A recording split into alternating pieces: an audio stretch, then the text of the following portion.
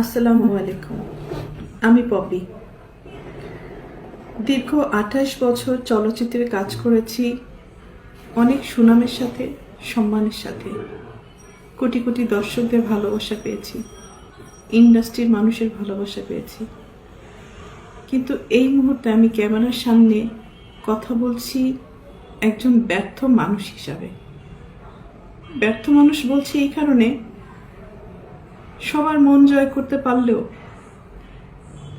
দীর্ঘ ২৮ বছর আমি যাদের জন্য কাজ করেছি, যাদেরকে এই হাতে লালন পালন করেছি, তাদের কাছে আমি অযোগ্য একজন মানুষ।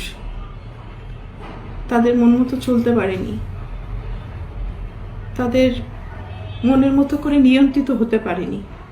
হয়েছি, একসময় হয়েছি, কিন্তু এখন হতে পারি না। তার করে বলেছি আমি একজন ব্যর্থ মানুষ।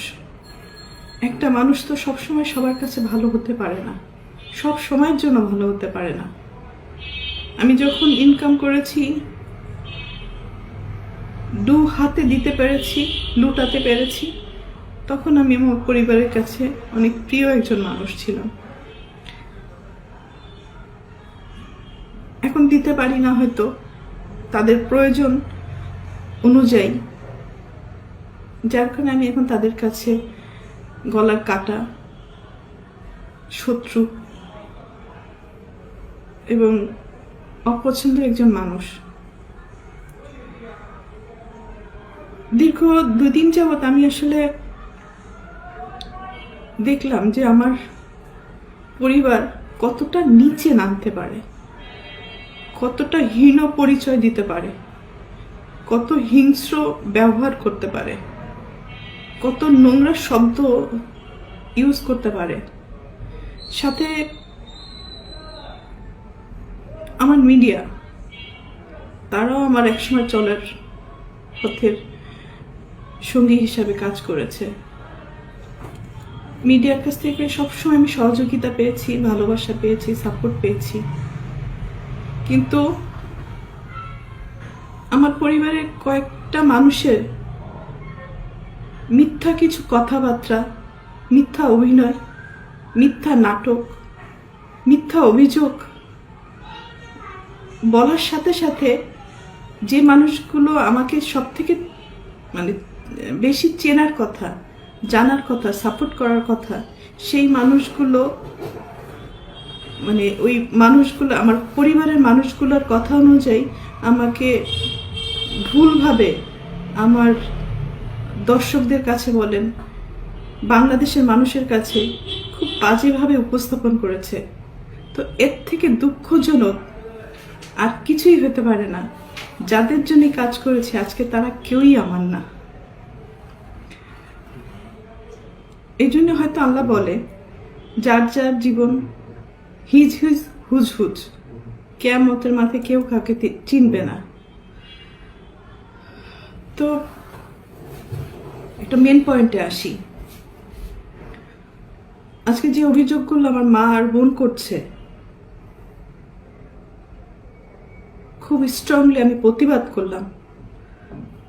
এর পুরোটাই মিথ্যে, বানোয়াট, এবং তাদের স্বার্থ উদ্ধার হয়নি বলে আজকে সত্য একটা জিনিসকে অসত্য বলে প্রমাণিত করার চেষ্টা করছে। আমি একজন শিল্পী মানুষ, আমি কি ভূমিদস্যু?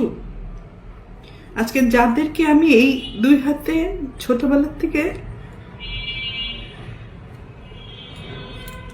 লালন পালন করেছি, যাদেরকে আমি মানুষ করেছি, আমার জীবনের অনেকগুলো সময়, সুন্দর একটা সময়, প্রতিটা মানুষের একটা সুন্দর সময় থাকে নিজের জীবন উপভোগ করার সময়। সেই সময়টা আমি তাদের জন্য ব্যয় করেছি, তাদের পিছনে ব্যয় করেছি, তাদেরকে মানুষ করার জন্য। কারণ আমার বাবা মায়ের সন্তান আমার সন্তান না, কিন্তু তারা কিন্তু আমার দায়িত্ব না। তারপরেও আমি আমার ভাই বোনদেরকে নিজের সন্তান হিসেবে লালন পালন করেছি, দায়িত্ব পালন করেছি।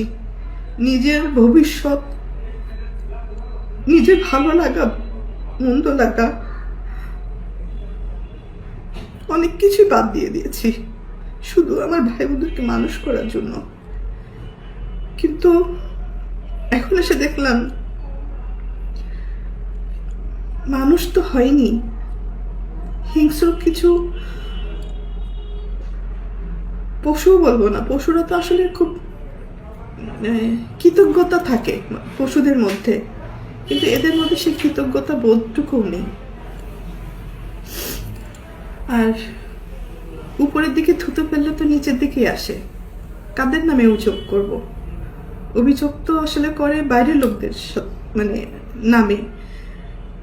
আর আমি যেহেতু আমার ভাই বোনদেরকে, আমার বাবা মাকে অনেক ভালোবাসি, যার কারণে আমার জীবনে আমি অনেক কিছু ফেস করেছি তাদের দ্বারা।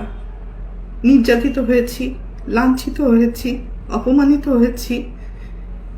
নিজের এত বছর যে আমি ইন্ডাস্ট্রিতে ইনকাম করেছি, তারা আমার সাথে বেইমানি করেছে। আমার সমস্ত অর্থ আমার কাছ থেকে নিয়ে নিয়েছে। আমার টাকা দিয়ে কেনা সয় সম্পত্তি কোনো কিছুই আমার নামে ছিল না, আমার প্রত্যেকটা ভাই বোনের নামে ছিল। আমার অ্যাকাউন্টগুলো শূন্য ছিল এবং আমার গাড়ি, শুধু আমার দেহটা ছাড়া আমার কোনো কিছুই আমার ছিল না। সব কিছুই তাদের আন্ডারে ছিল। আমিও তাদের আন্ডারে ছিলাম।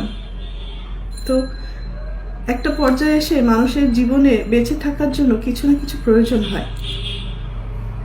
তো বেঁচে থাকার মতো শুধু আমার জানটা ছিল হয়তো। তো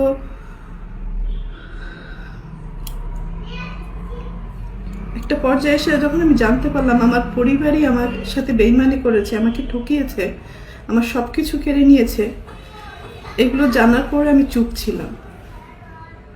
আমি যাদেরকে কোলে পিঠে মানুষ করেছি এই হাত দিয়ে, আমি তাদের দ্বারা অনেক বেশি নির্যাতিত হয়েছি। তারা আমাকে ফিজিক্যালি অ্যাসল্ট করেছে, আমার টাকা চুরি করে আমাকে মারার প্ল্যান করেছে, আমাকে খুন করে ফেলার জন্য টাকা দিয়েছে খুনিকে। আমার আপন ভাই এটার সাথে জড়িত, আপন বোন জড়িত, আর একটা সামিন নামে একটা ছেলেকে পালক নিয়েছিলেন। তারপরও আমি অ্যাকসেপ্ট করেছিলাম যে ঠিক আছে, একটা মানুষ তো, একটা বাচ্চাকে লালন পালনের দায়িত্ব নিয়েছিলাম। তো পরবর্তীতে দেখলাম এটা যখন হাতে পায়ে বড় হয়ে গেছে, তখন ওই হাত দিয়েই আবার আমাকে আঘাত করেছে। অনেক সময় এইগুলো কিন্তু আমার মুখের কথা না, এটা সত্য ঘটনা। এটা থানায় জিডি হয়েছে, মামলা হয়েছে এবং তাদেরকে আটক করা হয়েছিল এই ক্রাইম করার জন্য। পরবর্তীতে আমি তাদেরকে মাফ করে দিয়েছি, কারণ আমার ভাই বোন তো, ভুল হইতেই পারে। সন্তান হিসেবে মাফ করে দিয়েছিলাম। পরবর্তীতে দেখি যে এগুলো বাড়তেই আছে এবং আমার মা তো আসলে অনেক বড় একটা শব্দ, কিন্তু পৃথিবীতে সব মা না, ভালো মাও আছে, খারাপ মাও আছে। দুর্ভাগ্যবশত আমার মাটা হয়তো আমাকে সেই পরিমাণ ভালোবাসতে পারেনি, কারণ আমি আমার মার কাছে, পরিবারের কাছে সবসময় সোনার ডিম পাড়া একটা হাঁস ছিলাম, মানে দুধ দিয়ে একটা গরু ছিলাম, টাকা ছাপানোর মেশিন ছিলাম। সন্তান হিসেবে কখনো ওই ভালোবাসাটা, ওই কেয়ারিংটা পাইনি। তারপরও কোনো অভিযোগ নেই, আগেও ছিল না, এখনো নেই। আর আমি আমার মনকে বুঝ দিয়ে নিয়েছি, মা বড় মাছের মাথাটা তার পাতে দেয়। আর যখন ইনকাম করতে পারে না, পরবর্তীতে যে ইনকাম করে সেই মাছের মাথাটা প্লেট চেঞ্জ হয়ে যায়। তো আমার বেলায় আমি অনেক কিছুই, হয়তো ফিল্মের নায়িকা আমি অনেক কিছুই মানে বাস্তব জীবনে দেখেছি।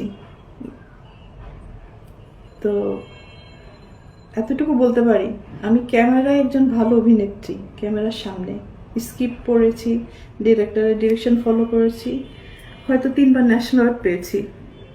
একজন ভালো অভিনেত্রী হিসাবে পুরস্কৃত স্বীকৃতি পেয়েছি আমি। কিন্তু বাস্তব জীবনে আমি খুবই কাঁচা একজন অভিনেত্রী। মানে অভিনয়টা আমার দ্বারা হয় না।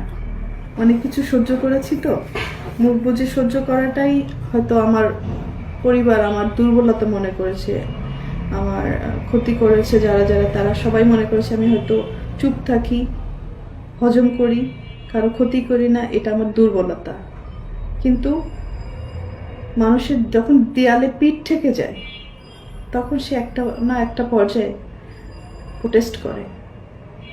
তো আজকে আমার এই বক্তব্যটা হচ্ছে অন্যায়ের বিরুদ্ধে প্রোটেস্ট করলাম। মা বলে যে সমস্ত কথা ইমোশনালি মানুষকে ব্ল্যাকমেলিং করে, আমি এর আগেও তাকে মাফ করে দিয়েছি। আমার মা কথায় কথায় বলে যে আমাকে খাট কিনে দিল না, আমাকে মোবাইল কিনে দিল না, আমাকে টিভি কিনে দিল না। ভাই, একটা পরিবারে যখন একজন উপার্জন করে, সে যখন কোনো কিছু কিনে নিয়ে আসে, ধরেন আমি একটা ফ্যান কিনে নিয়েছি, তখন কি আমি বলবো যে মা এই ফ্যানটা আপনার জন্য শুধু আপনিই বাতাস খাবেন আর বাকিরা কেউ খাবে না? বা আমার বাসায় আরো 5 জন লোক আছে, 5টা ভাই বোন আছে, তো আমি কি ফ্যান কিনলে আমার মার জন্য একটা কিনবো, আমার 5টা ভাই বোনের জন্য 5টা ফ্যান কিনবো? একটা টিভি যখন কিনে নিয়ে আসি, তখন আমি আমার মাকে বলবো যে মা আপনার জন্য একটা টিভি কিনে নিয়েছি, এবং আমার আরো 5টা ভাই বোন। দীর্ঘ 4.5 বছর 5 বছর বাবা আমার কাছে ছিল, তার সবকিছু আমি দেখাশোনা করেছি। তার ট্রিটমেন্ট থেকে শুরু করে সবকিছু আমার দায়িত্বে ছিল। তো অনেকবার সে হসপিটালে গেছে, অনেকবার সুস্থ হয়ে বাসায় ফিরেছে। তো এই সম্পত্তির কারণে অনেক বড় বড় ঘটনা আমার সাথে হয়েছে, শেষের দিকে আব্বুর সাথে হয়েছে। মানে বাবা যখন হসপিটালে ছিল, মানে তার ট্রিটমেন্টের সমস্ত টাকা পয়সা আমার টাকা। আমার এফডিআর ভেঙে আমি 1 কোটি টাকা কম হবে না, বেশি হবে, মানে যদি এটা বলতে হয়। আমি তার পিছনে আমার এফডিআর ভেঙে পেমেন্ট করেছি। সেই রিসিট বলেন, প্রমাণ বলেন, সব আমার কাছে আছে। স্টেট ব্যাংকে স্টেটমেন্ট উঠালে তো পাওয়া যাবে, এবং আপনারা হসপিটালে খোঁজ নিলেই পাবেন। অথচ যার সম্পত্তি নিয়ে এত নোংরা কথাবার্তা হচ্ছে, দখলদারি নিয়ে এত কথাবার্তা হচ্ছে, তারা কিন্তু একটা টাকাও খরচ করেনি আমার বাবার অসুখের সময়। যেই মারা গেল, সেই তার সম্পত্তি নিয়ে ভাগাভাগি করছে, ব্লেম দিচ্ছে, নোংরামি করছে, দখল বুঝে নিচ্ছে। আর দীপু, বাবার লাশটাও ধরতে চাও নাই। আর আজকে বাবার সম্পত্তি নিয়ে কত রকম নোংরামি করছো। কোথায় ছিল এই সমস্ত? মানে তখন একবার চিন্তা করা উচিত ছিল, যার সম্পত্তি নিয়ে তুমি লাফালাফি করছো, ভোগ দখল করার চেষ্টা করছো, সেই লোকটাকে সারা জীবন গালি দিচ্ছ, তার সাথে দুর্ব্যবহার করছো, তার চেহারাও দেখো নাই। সব প্রমাণ কিন্তু আমার কাছে আছে, এটা আমি এখন দিব তোমাকে, যেত না। যাই হোক,